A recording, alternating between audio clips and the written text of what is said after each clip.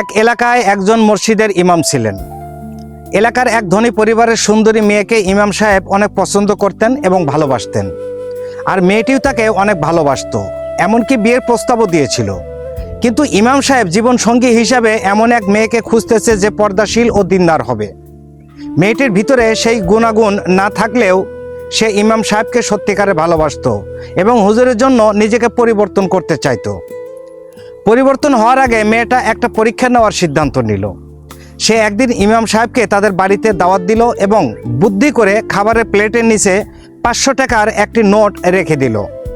এটা পরীক্ষা করার জন্য যে হুজুর টাকাটা চুরি করে নিয়ে যান নাকি তাদের দিয়ে যান। হুজুর খাওয়া দাওয়া শেষ করে প্লেট তুলতেই 500 টাকার নোটটি দেখতে পেলেন এবং সেটা হাতে নিলেন। কিন্তু তিনি টাকাটা নিজের কাছে না রেখে ঘরের আলমারিতে রাখা কোরআন শরীফের নিচে রেখে চলে গেলেন।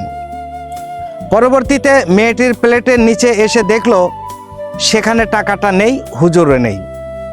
তখন সে ভাবতে লাগলো, যাকে আমি এত পছন্দ করি সে তো আসলে একটা চোর।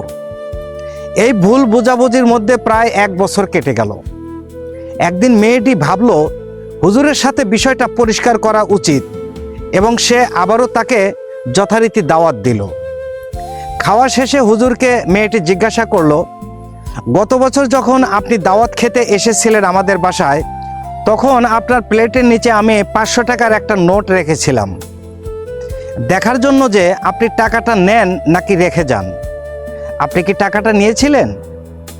তখন হুজুর বললেন, আমি তোমাদের বাড়ির কোরআন শরীফের নিচে টাকাটা রেখে গিয়েছিলাম, এটা পরীক্ষা করার জন্য যে তুমি কতদিন পর পর কোরআন শরীফ হাতে নাও।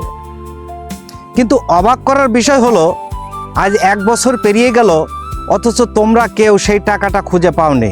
অর্থাৎ 1 বছরের মধ্যে তোমরা কেউ কোরআন শরীফ হাতেই নাওনি। আমি তো তোমার পরীক্ষায় পাশ করেছি, কিন্তু তুমি আমার পরীক্ষায় ফেল করেছো। যে মেয়ে বছরের পর বছর কোরআন শরীফ হাতে নেয় না, তাকে আমি কিভাবে জীবন সঙ্গী করব বলো? গল্পটা এজন্যই বললাম, বর্তমান সময়ের যুবকেরা সবাই চায় তাদের জীবন সঙ্গী হিসাবে একজন ভালো মানুষ আসুক, অথচ নিজেদের চরিত্র ঠিক নেই। তাই অন্যের চরিত্র বা জীবন সঙ্গী খোঁজার আগে নিজে ভালো হন, নিজে চরিত্রবান হন। ভিডিওটা ভালো লাগলে পেজটি ফলো দিয়ে অবশ্যই ভিডিওটা শেয়ার করে দেবেন। সবাই ভালো থাকবেন।